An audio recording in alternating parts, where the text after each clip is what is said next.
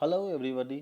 आज की इस वीडियो में हम लोग देखेंगे ऑर्गेनिक केमिस्ट्री में जो रेजोनेंस स्ट्रक्चर होता है उसकी स्टेबिलिटी से कई बार आपको जेई मेंस नीट या आईआईटी में हमेशा से क्वेश्चंस आते रहे हैं और ये बच्चों के लिए काफ़ी ज़्यादा डिफ़िकल्ट होते रहता है। रेजोनेंस में स्टेबिलिटी हमें कैसे चेक करना है, आज हम लोग 2 मिनट की इस वीडियो में सीख लेंगे कैसे हम लोग किसी रेजोनेंस स्ट्रक्चर की स्टेबिलिटी को कंपेयर करना है। तो यहाँ पे हमें एक टर्म्स याद रखना है, P N C L A, ये 5 टर्म से हम लोग पूरा रेजोनेंस का क्वेश्चन बना सकते हैं।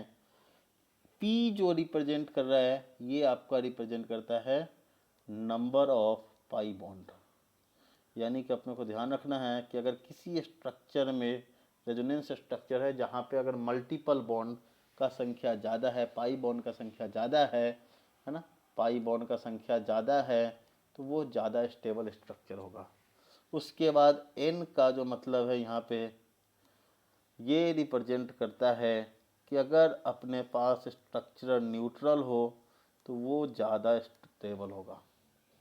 फिर थर्ड अपने को देखना है चार्ज, चार्ज पैरामीटर देखना है। चार्ज में अपने को 2 पॉइंट याद रखना है कि charge with complete octet more stable होगा, charge structure with complete octet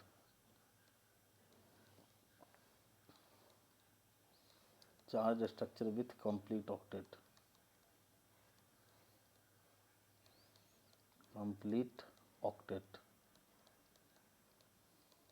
and B positive charge less electronegative atom and negative charge more electronegative atom पे होना चाहिए।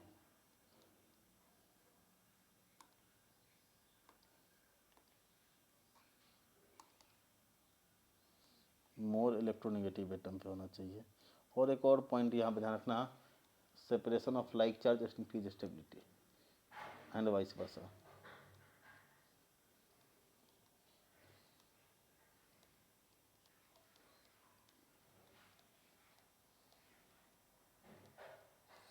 इंक्रीज स्टेबिलिटी, तो अपने को ये ध्यान रखना है। एंड एल फॉर जो टर्म्स था अपने पास, एल फॉर था लॉन्ग कॉन्जुगेशन। लॉन्ग कॉन्जुगेशन इसका मतलब ये है कि extended conjugation provides better resonance than cross conjugation, है ना। कि जैसे अपने पास ये एग्जांपल हो कि अगर अपने पास ये स्ट्रक्चर दे रखा है, ये क्रॉस कॉन्जुगेशन का एग्जांपल है, और दूसरा अगर देखें, अगर ये अपने पास ये स्ट्रक्चर दे रखा है जहाँ पे एक्सटेंडेड कॉन्जुगेशन है तो ये ज़्यादा स्टेबल होगा, है ना।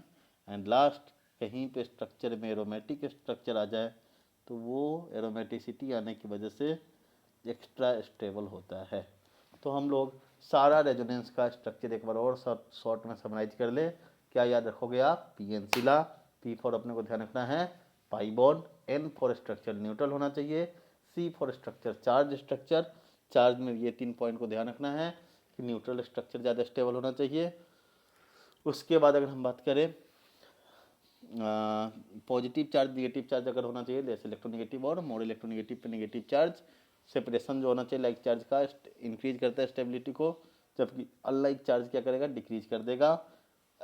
अगर कॉन्जुगेशन का देखें तो एक्सटेंडेड कॉन्जुगेशन स्टेबिलिटी को बढ़ाता है और एरोमेटिक स्ट्रक्चर आने पे स्टेबिलिटी बढ़ता है। Thank you for such more video, please like and subscribe and comment. Thank you.